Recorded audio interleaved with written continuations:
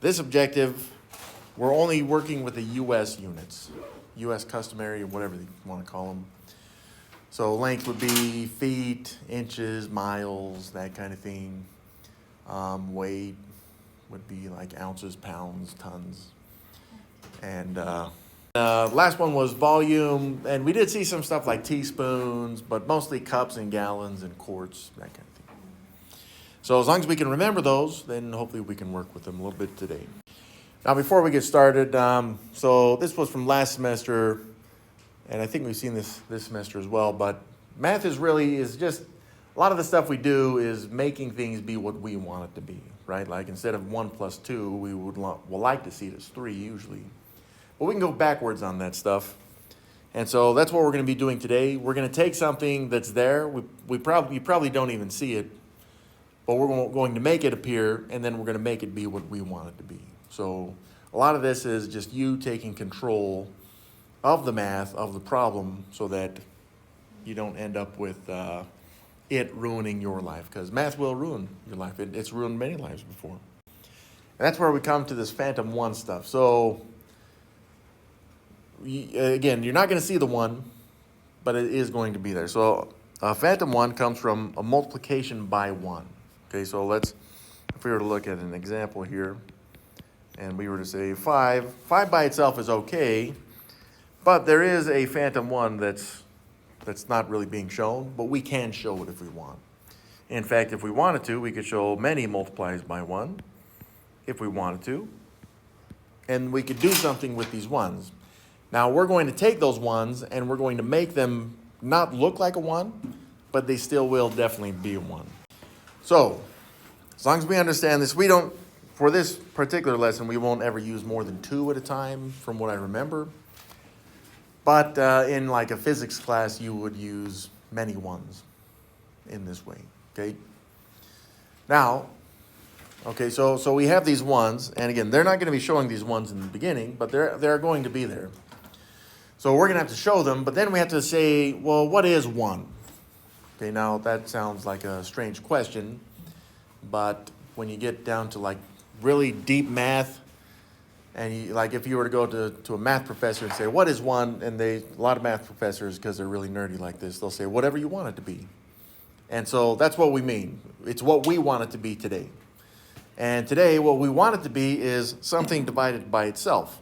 Okay, now again, the way we're going to do it, it's not going to look like it's something that is divided by itself, but as long as we know certain values of, like in this case, length, are the same, then it's taking something and dividing it by itself. For example, 1 foot and 12 inches, they are exactly the same. Okay, so if you ordered a foot long, or you ordered a 12-inch sandwich, you're going to get the same exact amount of sandwich right there, okay? In terms of length. So if you wanted, you could show 1 foot over 12 inches as a fraction. Now that's divide. The fraction line does represent division. But what we're saying right here is that it's like saying it's a 1. That equals 1. So up here, if I wanted to take this 1 and replace it with this fraction, I can do that. Or if it's something that I want, if I want it to be this fraction, which is still something, 12 inches divided by itself, 1 foot, I can. Now again, it just depends on what you want out of the problem, okay? And what we want today is to take specific units, and we want to be able to eliminate them so that we change the units from either foots to inches, feet to inches, or inches to feet, foot, whatever. Okay? And that's where these 1s come in. These 1s are going to be replaced with fractions that look like this. And again, right now, this may not look like it's the same, but the labels is what makes them the same. These are all what we call conversion factors. So part of our objective is to be able to convert different U.S. customary units into other units. For example, we need to be able to change inches perhaps into feet or miles or yards or any of the mix right there, okay? So these are conversion factors. Now, what does a conversion factor do for us? It means that if you were to take one, let's take this one right here, okay? If I want to make a fraction out of it that has a value of 1, all I got to do is take the value, so 1 tablespoon, and make it over 3 teaspoons like this. And this overall value is 1 because I've taken something and divided it by itself, okay? Now again, it may be necessary for us to flip these depending on what we want, or really what they're going to ask us to do. But you can write a fraction like this and it's good. And it doesn't matter, you could take this and you could use any other of the other values. Let's use weight, for example, like this one right here. You could do 16 ounces over 1 pound, like this.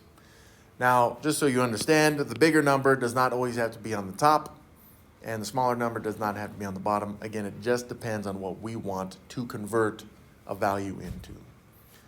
Okay, now having all this, by the way, like these weights, means that we should be able to, if we wanted to, convert a number of ounces into a number of tons.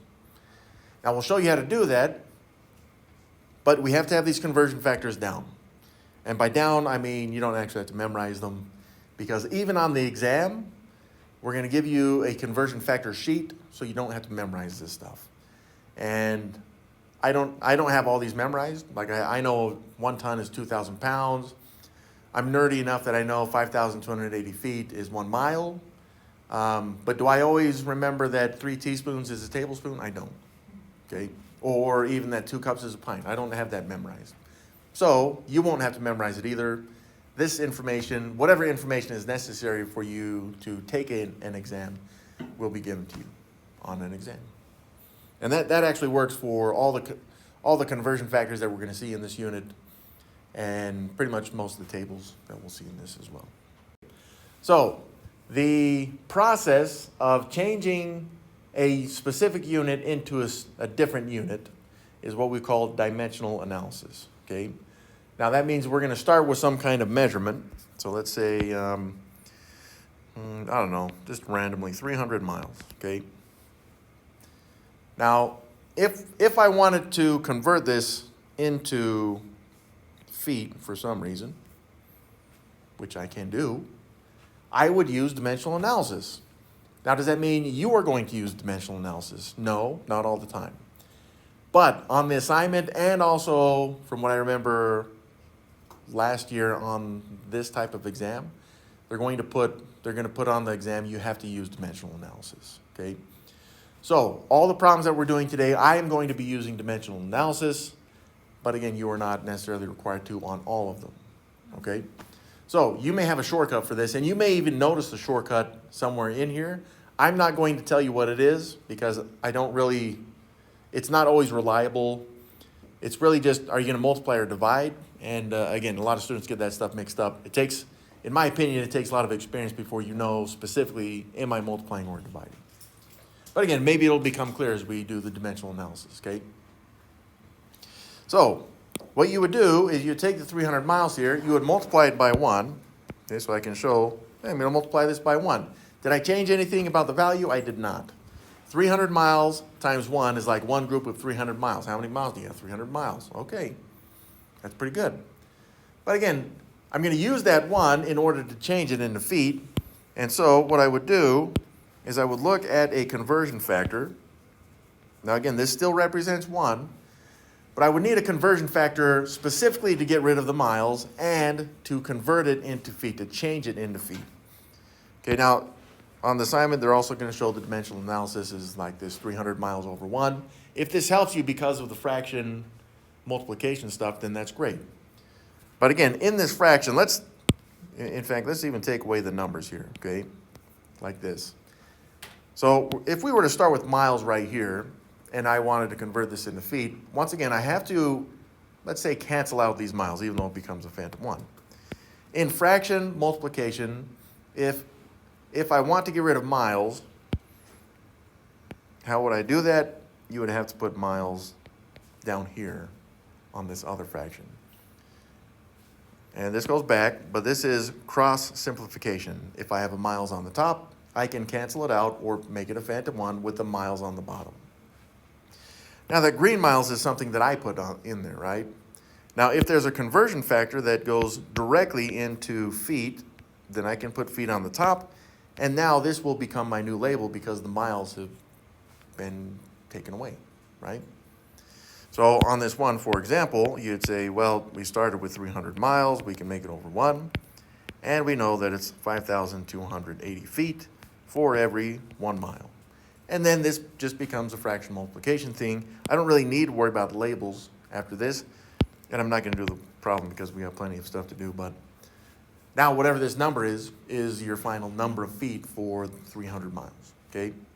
So I would say do it like this. Focus first on your labels. Once you get your labels in to this fraction right here, which we put in, right? We put in both the feet and the miles. Then you look at your conversion factors and see what you can fill in. If there is not a miles feet conversion factor, then I may have to use yards to miles. I mean, there is a feet to miles conversion factor, but you know, if it wasn't something on the list, then you may have to do like 2 conversions, okay? Okay, like this one, I think a lot of students look at this and they're like 6 feet to inches. I'm just gonna multiply by 12 and I'm gonna be done. Okay, that's the shortcut. And maybe I gave too much away right there, but I'm gonna use dimensional analysis here, okay? So we're gonna take 6 feet. Once again, I'm gonna put it over 1 because that's kind of how you're gonna see it on the assignment. And once again, I'm gonna multiply this by 1. But I don't want to show the 1 as 1. I want this math to do what I want it to do. I'm going to show it the way that I want to show it. And so if I were to convert this 1, or this 6 feet, into inches. Okay, now let's start with the feet. Okay, the feet, I need to make that go away. Right now it's on the top, or the numerator of that first fraction. So if I put feet in the denominator of the second fraction, that will make the feet cancel out or go away or become a phantom 1. And if we're lucky enough, then we should be able to put inches here on the top. Now this means that we need an inch feet conversion factor, which there is one. There's one right here. So then we just fill in, now that I know that the feet are going to cancel out, right? This feet is going to cancel out with this feet. Then I can fill in the numbers. It says it's 1 foot for 12 inches. Now again, like I said, some students would notice, well, it's like having 6 groups of 12 inches, and so they just know to multiply, and that's great if you do, but once again, you will have to show the dimensional analysis in the assignment. So right here, we would say, that's correct. Yep, you do 6 times 12, which is 72. In the numerator, in the denominator, you'd say 1 times 1 is 1. To fully simplify that, we'd just say it's 72 inches, and that's it. So if we were to look at this in the beginning, so we say it's 6 times 12. Okay, that's 72. We went from a bigger unit, which is feet, into a smaller unit, which means that there should be a lot of these smaller units in this bigger unit, right? So we went from 6 to 72, which makes sense. We went from something big to something small. If by chance you were, again, just, the only 2 operations you can use here is either multiplication or division. If you did 6 divided by 12 for some reason, you'd get 1/2. Well, 6 feet would be 1/2 inch. Now again, this takes some familiarity with the units. But hopefully you understand, there definitely, 6 feet can't be the same as 1/2 inch. So then you could know that, oh, I definitely need to change my operation into multiplication right here. But you have to have some familiarity with the units. Which if you don't, then just use the dimensional analysis, and that's good too. So this is convert 11 miles to inches. Now try this one out, but I'm going to point this out before you get started.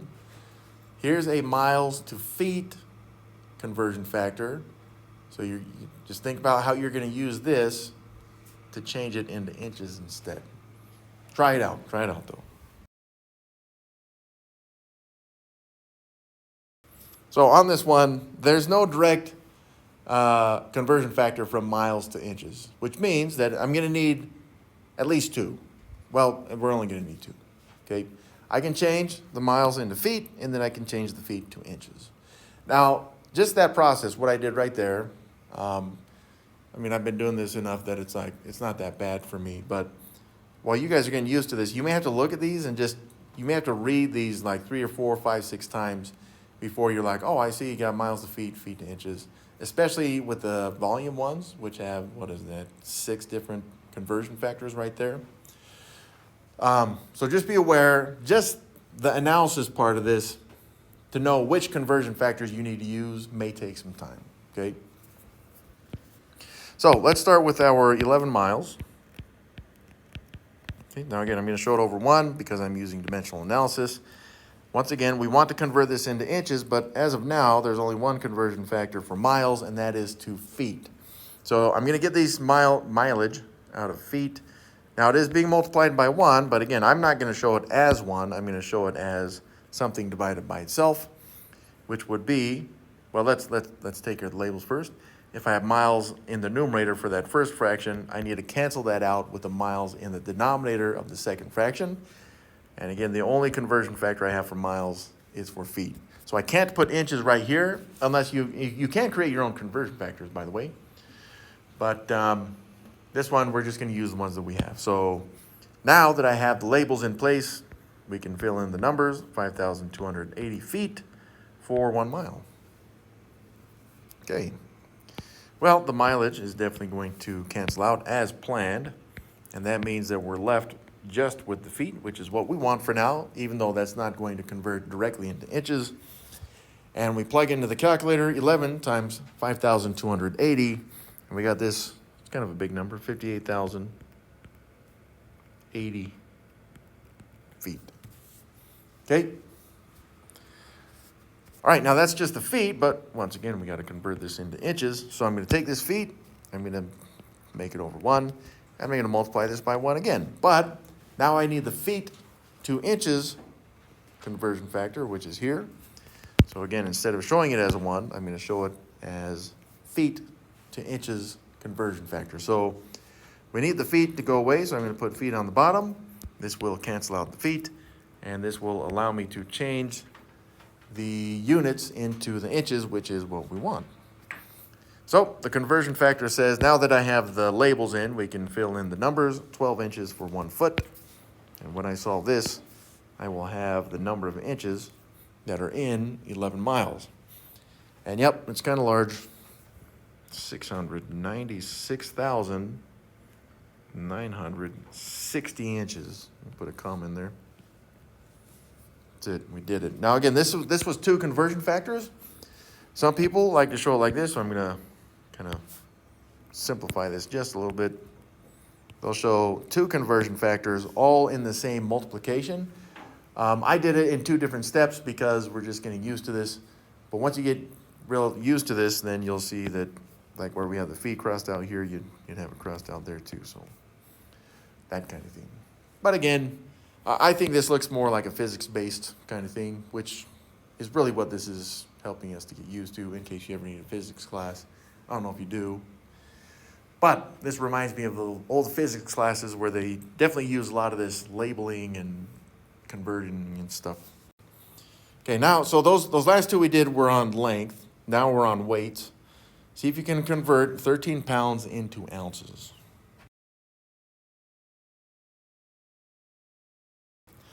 Okay, so I got this started, and again, we are converting this into ounces. Is there a pounds to ounces conversion factor? Found it right there. And of course, there was only 2 in the weight to begin with. So we're going to multiply this by 1, but I'm going to show the 1 as something divided by itself.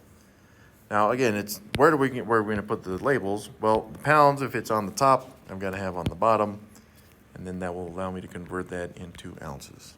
So it's now 16 ounces for 1 pound. Again, we're just fill in your labels and then fill in the numbers from the conversion factor, and the pounds are in fact going to cancel out, which will leave us with ounces.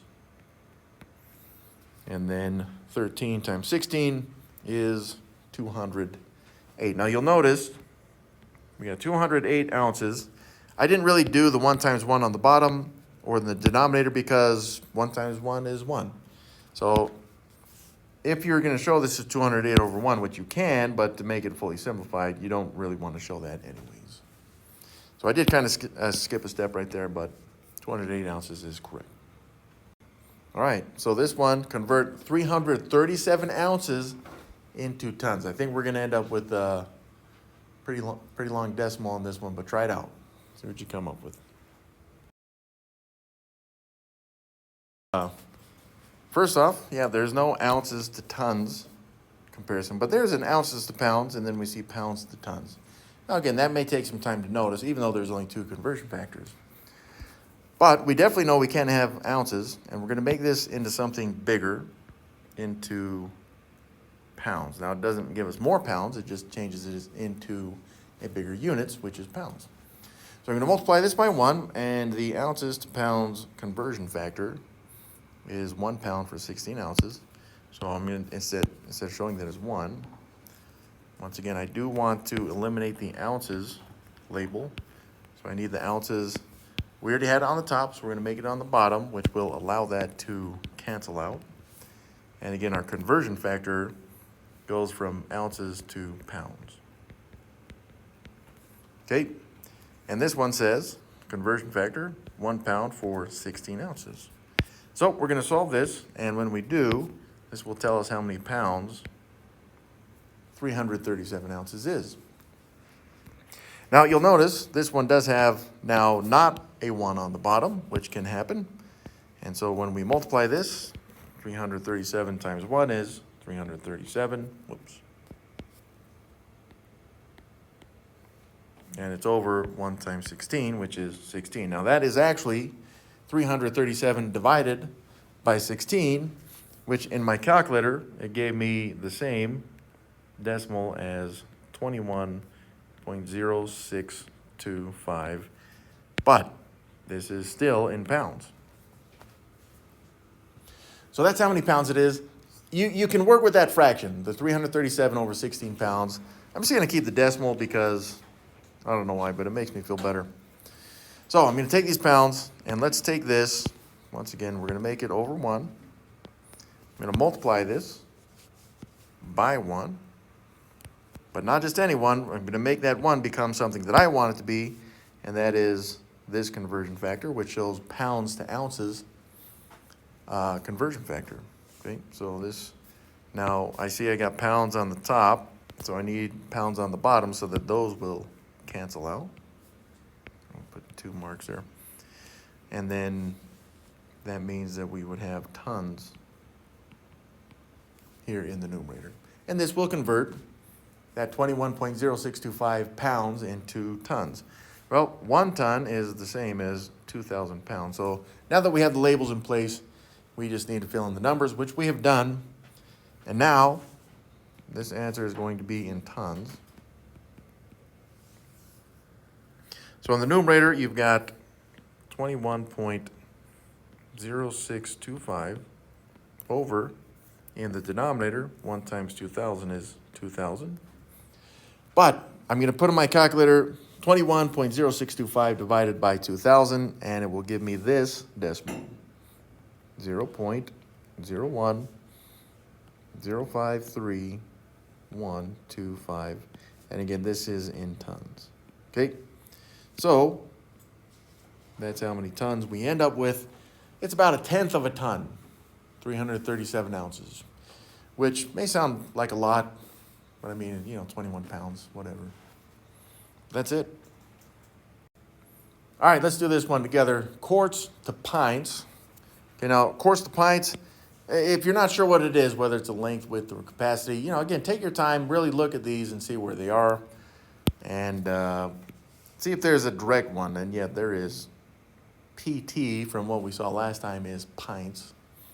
So this is one individual conversion factor for this one. We only need to do the multiplication once. So we're going to take that 3 quarts, and again, with dimensional analysis, we'll put it over 1. So we're going to multiply this by 1 as well, but again, instead of showing it as 1, I'm going to show it as something divided by itself. So with the quarts, in the numerator of that first fraction, I'm going to need it in the denominator of that second fraction so that they will cancel out. And then the conversion factor shows that we can change this into pints right away. So the conversion factor says, now that we have the labels in, that it's 2 pints for 1 quart. And now that we have that, this has converted the quarts to pints. So in the numerator, we've got 3 times 2, which is 6. In the denominator, 1 times 1. Again, I'm not going to show the over 1 because it's just 6. We did it 6 pints. Even though this one only requires 1 multiplication, 1 conversion factor, you can see with 6 of these, yeah, maybe you go from, I don't know, teaspoons into gallons. I don't know how many that is. I don't care. And I'm not expecting them to do that to us, but expect some of these to have, 2 or more conversion factors involved. But again, the more there is like this, there's 6 of them, yeah, it may take some time to be like, okay, which one am I going to use right here? Because here they had 1 pint to cups. But again, is there something about cups to quarts? I don't see it. And thank goodness there was a direct pints to quarts conversion factor. All right, try this one though. Convert 3 pints into gallons. Again, this is capacity, so it's not in length and width, but take a look, see if you can do it, and we'll go over it. So yeah, let's take that 3 pints. And again, down here with the conversion factors, there is no pints to gallons conversion factor. So this means we've got to convert pints into something else. And so the only 2 times they show pints is pints to cups and then pints to quarts. Now, again, we're converting this into gallons. And here's the only gallons comparison that we see. It's into quarts. So the cups one is no good. It's not going to help us at all. Which means that we're going to take those 3 pints and turn them into quarts first. And then we're going to change the quarts into gallons. So, once again, we got pints. I'm going to multiply this by 1, but it's going to look different. It's going to be something divided by itself. Pints into quarts. Okay, now this conversion factor says it's, now that we have the labels, it's 2 pints for 1 quart. So, the pints now have canceled away. Now, I'm going to do this. I know you can do this twice. Like you could do this and change that into quarts, but I'm going to show that you can, in fact, do this in 1 complete conversion, even though it's 2 multiplications.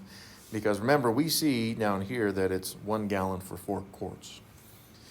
But right now, since we've gotten rid of the pints, what I would like to do is get rid of the quarts as well. So if I put the quarts down here in the bottom, then I can put the gallons here on the top because of our conversion factor down here. So that will get rid of the quarts here and the quarts here, which means that with all of this fraction multiplication, once we get the numbers in, it will be, it will have changed the 3 pints into gallons. So the conversion factor says it's 1 gallon for 4 quarts. And now that we have this, our final label will be in gallons. Okay, so in the numerator, you have 3 times 1, which is 3 times 1, and that's 3. In the denominator, 1 times 2 is 2, times 4 is 8. And by the way, I'm okay with this fraction. If you wanted to say it's 3/8 of a gallon, that would work just great. But if you wanted to show the decimal, you may do so. Just use the calculator to do it, 0.375, and that's how many gallons it is as a decimal. Of course, in my opinion, I think this is the decimal maybe easier to work with if you were somehow looking at a gallon that's been drained a little bit. But mathematically, both work. But that's it. Using dimensional analysis to convert U.S. units. Once again, on the assignment, I do not remember seeing that it would use more than 2 conversion factors at a time. But I can't for sure confirm that they won't. Okay. Now this is U.S. customary units. Remember all the units that we saw last time with metric, and as many as more as there were in metric. In my opinion, it's easier. You may have experience with that and know that it's easier, but we'll find out for sure. I'm pretty sure that's next time that it definitely is easier.